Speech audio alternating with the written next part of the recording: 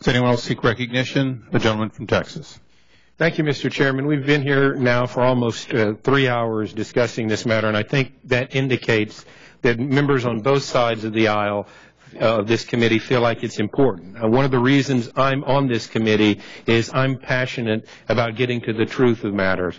I'm on this committee because I think it's important that the American people know what's going on. I think my time, rather than piling on to some of the things that have already been said, I'd like to take a couple of minutes to address some of the things that have come from the other side. And they say, well, why don't you wait a little bit longer? Why don't you put off? You know, folks from the other side of the aisle are real quick to say, we're in Congress. But then when we're trying to do something, they say, no, wait, slow down.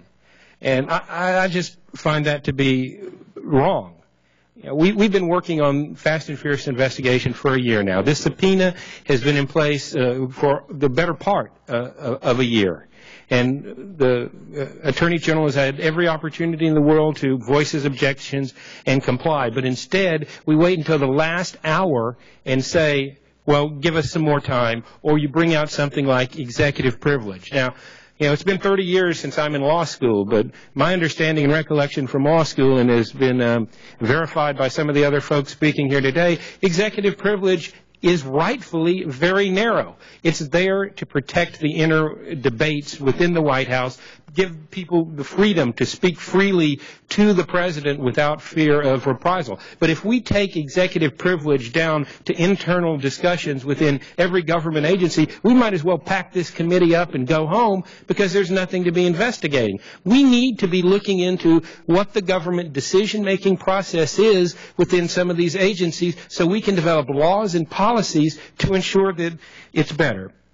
You know, I'm concerned that this is being turned into a partisan issue as well. And I would like to invite my colleagues on the other side of the aisle, or anyone on this side of the aisle who's thinking we're not going to vote for this contempt citation, to remember the righteous indignation that you felt when Agent Terry's family was up here. When we were first hearing about this over a year ago, there was bipartisan disgust at what was going on.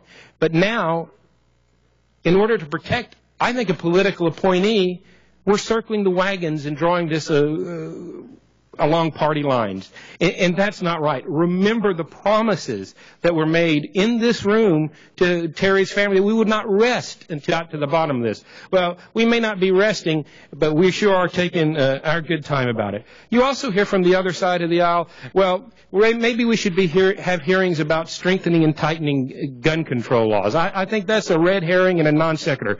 Back in Corpus Christi, Texas, we just got a new police chief, Floyd Simpson. One of the first things he did when he came in, he saw an increase in traffic crime. So he came and started saying, all right, officers, you're going to go out and you're going to write more speeding tickets. Not a lot of people liked that, but it was the right solution to the problem. He didn't go to the city council. He didn't go to the Texas legislature saying we need to increase the penalty for speeding. He enforced the laws that were on the books and solved that problem. So I think that it's a red herring there.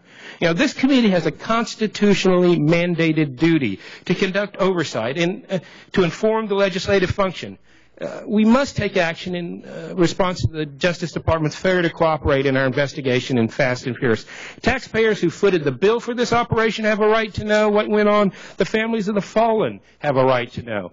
And we need the deliberative letters. We need the information after this investigation started. Because if you look at the history of investigations in this government, all the way back to the Nixon administration, it's not the crime that gets you so much, it's the cover-up. The American people are willing to forgive a mistake if somebody comes up and says, yes, I made a mistake, I'm sorry, I'm not going to do it again. But when the cover-up starts, the American people do not tolerate being lied to. They do not tolerate their elected officials being lied to. And they do not appreciate not knowing and not having a transparent government. This culture of stonewalling has got to stop. Thank you, Mr. Chairman. I yield back. I thank the gentleman.